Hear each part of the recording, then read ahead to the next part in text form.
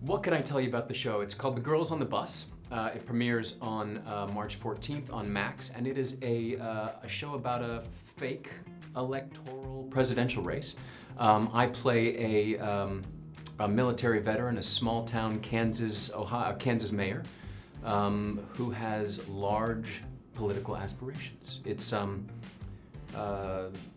it's a show based around a presidential election, but it's really about these four women, these four reporters traveling on the bus, following the presidential candidates around, and the found friendship that they all come to throughout the show. No, thank you for saying that. I didn't know anything about how his storyline would end. You know, they told me he was I think initially Shonda said he's a patient who doesn't have health insurance, and Kim Raver's character was Dr. Altman, Teddy Altman. Look at me coming up with that.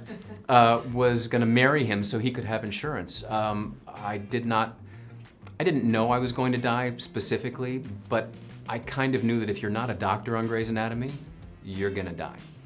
So I didn't know when it was going to happen, but I had a high assumption that it would happen. They didn't tell me. Okay, so they didn't tell me. When I was cast, they didn't tell me that I was the killer. You know, they kept everything so hush-hush. Back in those days, there was no, I don't even think there was email then. You know, we'd get scripts with big blacked out pages so we couldn't read and or photocopy any of the pages because they wanted to keep everything so secret.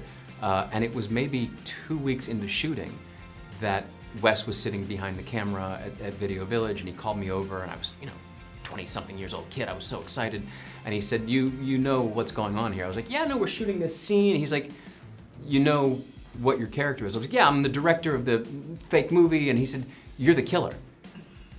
And I said, "Oh, what?" And he was like, "Shh, shh, shh." And it was really great. Like and the legacy. You know, for some reason, Scream 3 was sort of looked down on for a lot of years, but in the past, 10 years, there's been a renaissance, a resurgence, and people, I get more people coming up and asking for autographs and pictures because of that movie than maybe anything else, and I'm so proud of it, and proud to have been a part of that Scream franchise.